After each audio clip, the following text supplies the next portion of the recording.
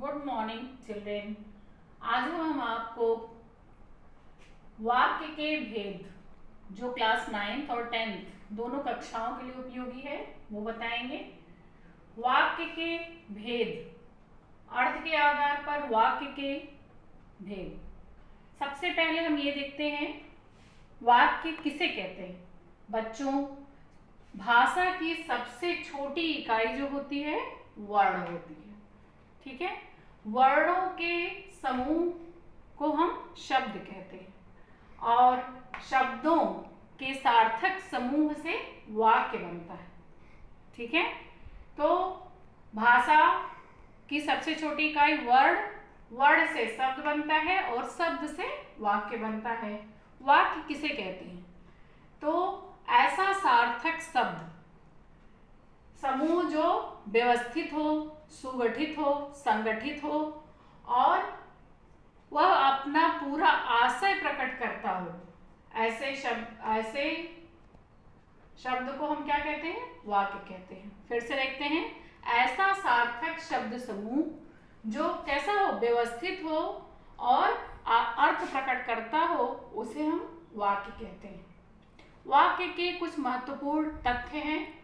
सबसे पहले सार्थक। वाक्य जो होना चाहिए वो सार्थक होना चाहिए, जिससे कोई अर्थ निकले। ये नहीं कि बस हमने वाक्य लिख दिया। वाक्य जो होने चाहिए सार्थक होने चाहिए। जैसे आपने लिख दिया, मूर्तिकार सुबह से ठुक ठुक कर रहा है, तो ये वाक्य सही नहीं। मूर्तिकार के लिए ठुक ठुक शब्द उपयुक्त नहीं। दूसरा पॉइंट है अर्थ की दृष्टि से पूर्ण। जो वाक्य होना चाहिए उसका एक सार्थक अर्थ भी होना चाहिए। ये नहीं जैसे आपने लिख दिया, बच्चे घास चरते हैं। ठीक है, बच्चे घास चरते हैं। चरना शब्द जो है पशुओं के लिए प्रयुक्त है, बच्चों के लिए खेलना शब्द है। ठीक है, पद क्रम। वाक्यों में जो वाक्य होते हैं वह क्रमबद्ध होने चाहिए। संज्ञा, सर्वनाम, क्रिया और काल के अनुरूप होना चाहिए। ठीक है, पदक्रम जैसे मैं, फिर डॉट डॉट, नहीं खाता हूं, इस तरह का सेंटेंस नहीं, एक साथ होना चाहिए। मैं नहीं खाता हूं, ये क्या हो गया? पदक्रम की निकटता। योग्यता। योग्यता क्या है? वाक्य में जो शब्द आए वह कैसा होना चाहिए? अर्थ के अनुरूप होना चाहिए। ठीक है, जैसे सृष्टि खाती है, यह क्या है? एक योग्य वाक्य। वाक्य के अंग। वाक्य के दो अंग होते हैं, उद्देश्य और विधेय। बच्चों, जो सब्जेक्ट होता है, जो कर्ता होता है, उसे हम उद्देश्य कहते हैं। वाक्य में जिसके बारे में कुछ कहा जाता है वह क्या होता है? उद्देश्य होता है। विधेय, उद्देश्य के लिए जो कुछ कहा जाता है वह क्या होता है? विधेय होता है। जैसे हम देखते हैं, सुमन पुस्तक पढ़ती है, इसमें क्या है? सुमन। सुमन जो हो गया, ये क्या हो गया? उद्देश्य हो गया। पुस्तक पढ़ती है, क्या हुआ? विधेय हो गया। वीर और साहसी सैनिक देश के लिए लड़ते हैं, तो इसमें उद्देश्य एक से अधिक भी हो सकता है। वीर और साहसी सैनिक, ये पूरा क्या है? उद्देश्य है। देश के लिए लड़ते हैं, ये क्या हो गया सेंटेंस? ये विधेय हो गया। आगे देखते हैं, तीसरा उदाहरण हम देखते हैं, सभी तोते आम की वृक्ष पर बैठे हैं। तोते किस पे बैठे हैं? आम के वृक्ष पर बैठे हैं। तो सभी तोते, ये जो हो गया, इसे हम अंडरलाइन करते हैं, सभी तोते, ये हो गया उद्देश्य। आम के वृक्ष पर बैठे हैं, ये क्या हो गया? विधेय हो गया। ठीक है, वाक्य के भेद। वाक्य के दो भेद हैं, एक अर्थ के आधार पर, दूसरा रचना के आधार पर। अर्थ के आधार पर वाक्य के 8 भेद होते हैं। पहला क्या है? विधानवाचक। दूसरा क्या है? निषेधवाचक। तीसरा क्या है? प्रश्नवाचक। चौथा विस्मयादि वाचक। पांचवा है आज्ञावाचक। इसके बाद है इच्छावाचक। फिर है संदेहवाचक। इसके बाद है संकेतवाचक। अब हम बच्चों आपको अर्थ के आधार पर वाक्य के जो 8 भेद हैं उसको हम विस्तार पूर्वक बताते हैं। बच्चों, अब हम अर्थ के आधार पर वाक्य के भेद देखते हैं। सबसे पहला है विधानवाचक, इसे हम सकारात्मक वाक्य भी कहते हैं। ठीक है, विधानवाचक जिन वाक्यों में किसी वस्तु या व्यक्ति की स्थिति या अवस्था का ज्ञान होता है उसे हम विधानवाचक कहते हैं। ठीक है, या फिर सकारात्मक वाक्य कहते हैं। इसमें जो क्रिया होती है वह कैसी होती है? सकारात्मक होती है। ठीक है, जैसे तालाब में अनेक मछलियां तैर रही, सूर्य पूर्व से उदय होता है, आज बहुत तेज वर्षा हो रही है। यानी इसमें किसी प्रकार का कोई संदेह नहीं होता है। ठीक है, विधानवाचक में। अगला दूसरा देखते हैं निषेधवाचक, इसे हम निगेटिव सेंटेंस या नकारात्मक भी कहते हैं। इसकी पहचान कैसे कहते हैं? जिन वाक्यों में कार्य न करने या न होने का बोध होता है या फिर इसमें मना किया जाता है वहां पर निषेधात्मक या नकारात्मक वाक्य होता है।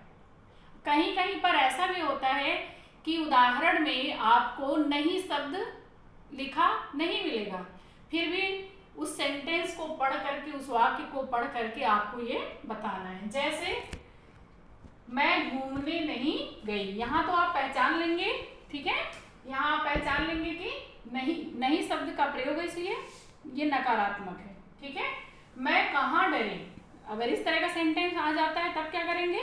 मैं कहाँ डरी, यानी इसका मतलब क्या हो गया? मैं नहीं डरी। ठीक है, और दूसरा है मुझे यह होने से रहा, मुझसे यह होने से रहा। यहाँ निगेटिव सेंटेंस है, नहीं शब्द का प्रयोग नहीं है। मुझसे यह होने से रहा, इसका मतलब क्या है? मैं यह नहीं कर सकता। ठीक है, फूल मत तोड़ो, मत यहाँ पर क्या किया जा रहा है? मना किया जा रहा है, तो मत तोड़ो यहाँ पर निगेटिव सेंटेंस। ठीक है, अगला देखते हैं हम प्रश्नवाचक, जिस वाक्यों में ठीक है प्रश्न किया जाता है। कैसे प्रश्न है? कब हो सकता है, कहाँ, क्यों, कैसे, किसको, किनका, कितना, इस तरह का जहां पर भी प्रयोग होता है वाक्य में वहां पर प्रश्नवाचक वाक्य होता है। जैसे तुम कहाँ जा रहे हो, तुमने यह क्यों नहीं किया। ठीक है, मैं कब तक घर में रहूंगी। ठीक है, तुम क्या करते हो, ये सब क्या है? प्रश्नवाचक। अगला है आज्ञावाचक। ठीक है, जिस वाक्यों में आज्ञा, अनुमति, आदेश, विनय या प्रार्थना किया जाता है वहां पर आज्ञावाचक वाक्य होता है।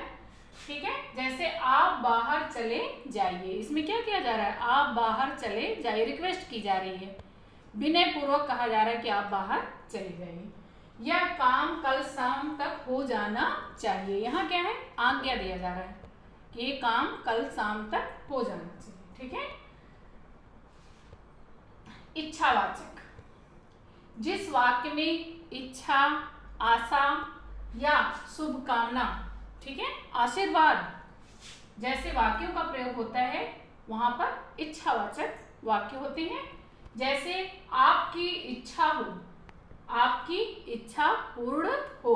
ठीक है, और ईश्वर तुम्हें खुश रखे, ये क्या है? आशीर्वाद दिया जा रहा है, ईश्वर तुम्हारी मनोकामना पूर्ण करे, ईश्वर तुम्हें खुश रखे, ये क्या है? इच्छावाचक। ठीक है, अगला देखते हैं छठा संकेतवाचक, जिन वाक्यों में एक क्रिया, ठीक है, कि एक क्रिया जो होती है वो किस पे होती है? दूसरी क्रिया पर निर्भर होती है, वहां पर क्या होता है? संकेत होता है। इसकी पहचान हम कैसे कर सकते हैं? या तो जो वाक्य है उसमें कामा लगा होगा या फिर तो शब्द का प्रयोग होगा। ठीक है, जैसे यदि वर्षा होती तो फसल अच्छी होती। ठीक है, अगला देखते हैं यदि कमल चलेगी तो मैं भी चलूंगी, अगर पढ़ते तो अच्छे अंक आते। इस तरह के जो सेंटेंस है, इस तरह के जो वाक्य हैं वह क्या करते हैं? हमें संकेत करते हैं। ठीक है, अगर मैं पढ़ूंगा तो अच्छे नंबर लाऊंगा। ठीक है, ये क्या है? संकेतवाचक। आगे हम देखते हैं